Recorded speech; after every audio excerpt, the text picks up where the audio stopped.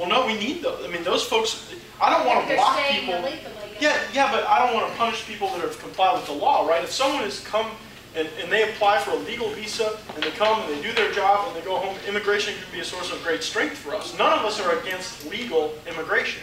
And so I don't want to like throw the baby out with the bathwater and say, well, because we've got too many illegals here, we're going to make it harder to come here legally. You know, to me, there's a disconnect there, but it's just, you know, we have to get, you know, my joke was, look, if you can't smell salt water from anywhere in your district, you're going to be a tough vote to get on E-Verify. And that proved to be true.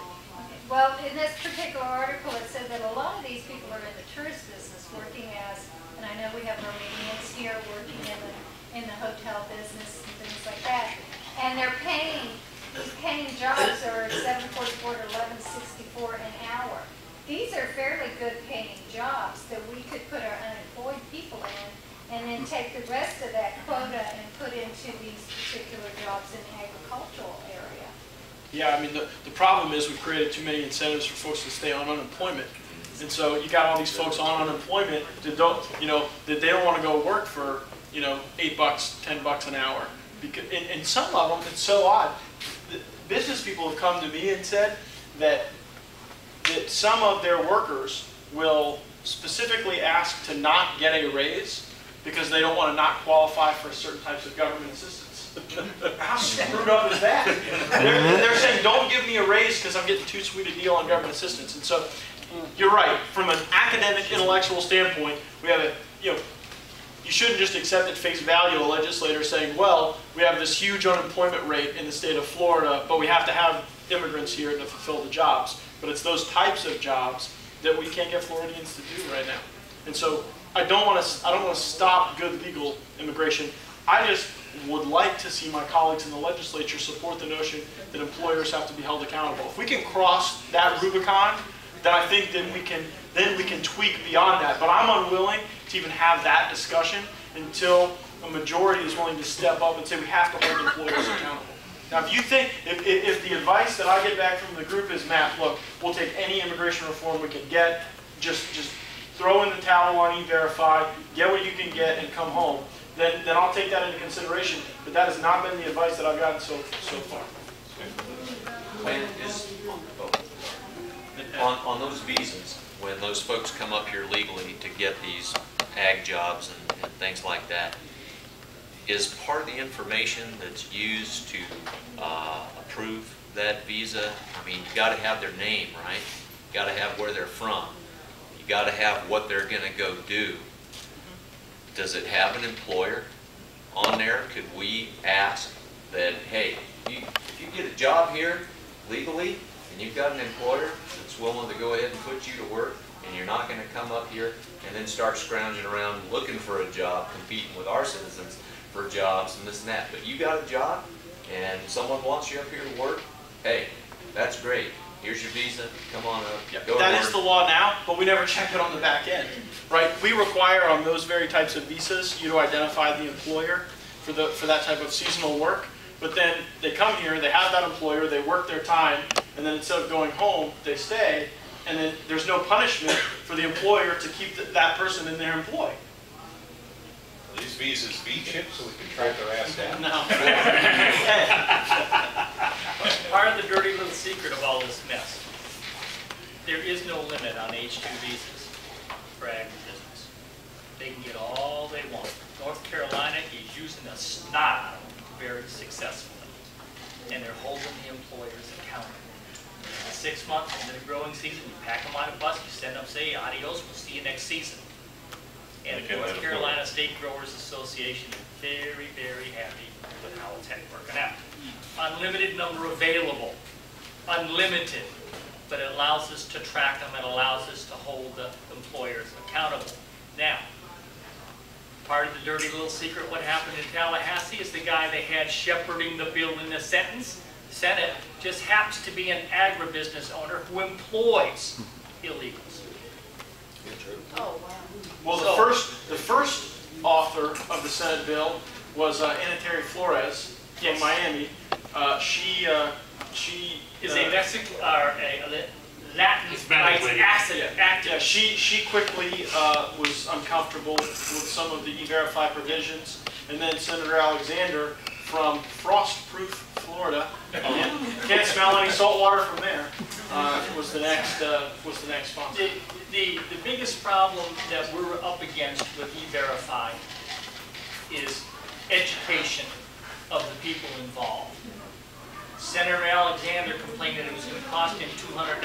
No, it doesn't. $200 per person to check. It's free. Takes about 30 seconds. Has a 99.5% accuracy rate. Actually, it's 99.7, but we'll admit to 99.5. Less than 0.3% error rate. Anybody know a government program that can say that? Any program, I'll take it. Just give me one that's got a less than 0.3% error rate. E-Verify. Oh yeah. Good guess.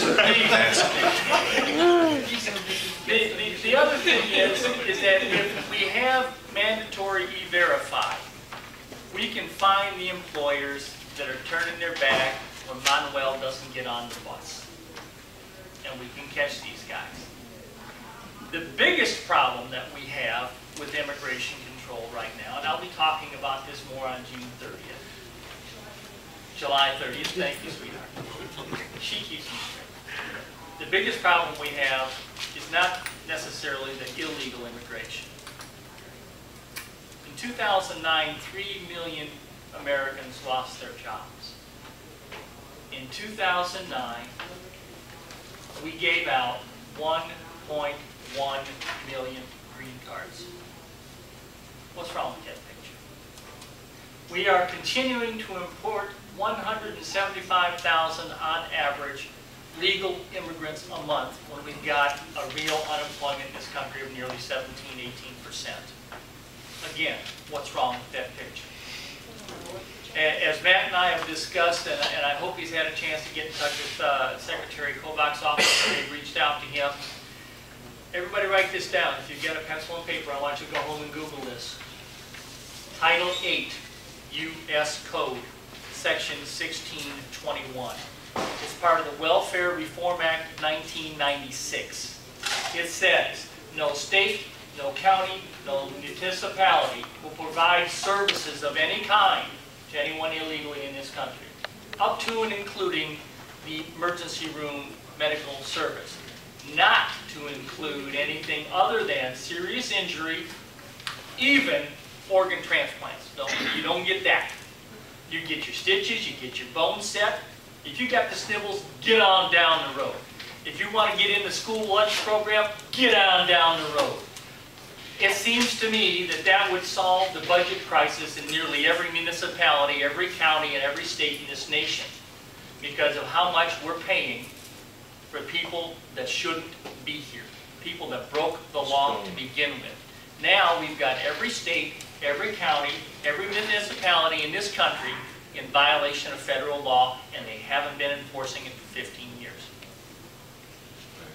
Google it. It's part of the Welfare Reform Act, 1996. Title 8, U.S. Code, Section 1621. So Matt, why can't we do say it's something with that? unconstitutional. Well, we're working on it. We're working with some of the folks in other states to see if there's a way to do an implementing bill in Florida. Gay, did you have another comment?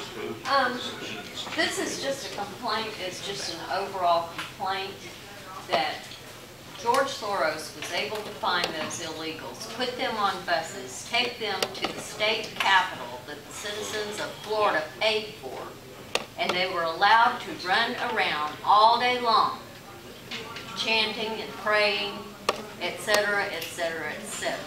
Now I want to know why we can't find them and send them back. No, that's what Representative Drake, who you all know, has come and spoken with the group before.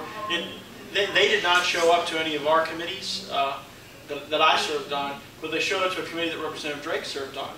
And he said to the first one that stood up, well, are you here legally or not? And he was hoping that if they, well, they weren't going to answer that question. But Brad's strategy was the first one that says they're here illegally, have the bailiff of the house come and lock them up, and you wouldn't have any more people testifying that day. But, First one that would admit to it. you're so right, Gay, about the theater of all of it with George Soros sending them Why out is there. that allowed to happen? Yeah, I mean, I think that it ought to be a crime to transport, folks knowingly who are not here in the country. You are sitting there in the state house, full of lawyers, full of security. Those people should have been hauled away. But we don't have in Florida the authority to do it until we pass the law. So we have to pass the law that Well, gives us then the you authority. pass the law. I tried. I voted for it. Go get me 61 votes in the House and 21 in the Senate. But the weirdest part was you'd have been surprised how many of these illegals who are here were pulling out their iPhones, they had their iPods with them. Well, we paid for those too. Yeah, somehow. Yeah, gee. Matt, what can we do? I'm like Gay. This was so frustrating. And it was so frustrating the day I spoke. I was the only person who spoke against illegal immigration. The only person. And I was the first one to speak. And I said that I represented 6 different panhandle tea parties with over, I forget what the number was, but a significant number of voting citizens. Well, the woman that spoke right behind me said, she says she represents 3,000, I represent millions. And I want to jump up and say, but my people vote, they're citizens. But what can we do? We did everything we could. As Gay said, all these illegals come in, are bussed in where they're paying our own way. We've driven there, we missed this, we missed that. And then we're told, well, you people didn't make enough of a showing. Yeah, that's not the, here's the issue, here's the thing you can do that would be the most productive, and it doesn't cost a dime or require you to go anywhere. Every Tea Party in Florida should ask every member of their legislative delegation to sign a commitment to support E-Verify and flush them out. You gotta flush them out, and you gotta know ahead of the 2012 election cycle, because there are too many folks in the legislature that have been able to be anonymous on the issue. And if we have a list, if you give me a list of 61 House members and 21 senators, we'll get it passed, or we'll call them liars. But we haven't done that yet. And it should be part of, look, this group does an amazing job wiring in to 912 groups and Tea Party groups across the state. And this should be a campaign that is run, with direct confrontation from constituents. You won't have any problem with our delegation. Now, I know that Paradopoulos is a friend of yours, but I'm going to tell you right now that I have absolutely... You know that? Yes. She saw you boys at lunch together. You told me he was. I have absolutely no use for him after what he said after the legislative session was over, and he said that the Tea Parties were not there. We did not have George Soros' money to hire buses to haul us in. Everyone that was there on their own dime, just as Gene said. And that makes me so angry, I could just spit nails. And, everyone needs to be held accountable for their actions and their statements when they seek office. That's right. And, just as I think far more productive, frankly, the most productive thing we can do is to get commitments from state legislators to support E-Verify, but to spread the word among Tea Party groups about, the folks that are there with you in the trenches, that's equally as important, particularly as you look at the U.S. Senators. Well, I think a lot of word should be spread among the Tea Parties about Paradopoulos, particularly if he's going to try to run for Bill Nelson's seat. Yeah, there's no try about it. He's running. This is absolutely absurd. Is there anyone that hasn't had a chance to make a comment yet before we continue, Mayor? Well, didn't you say the first TCA just passed a case that said they're gonna hold the employers liable if they're hurt. Yes. It seems to me that that would give the employer some incentive then to not object to being here in the agricultural states. If they're gonna, that's gonna raise their unemployment costs tremendously if they start having to pay claims. Well, and you know, they too often they don't pay the claims. They just put them on a bus and send them back with a jar of whiskey and try to get 3 more in their place. But you know, part of the problem is that a lot of these agribusiness entities, they don't show up and lobby in their own name. They fund anonymous groups that go and lobby for them.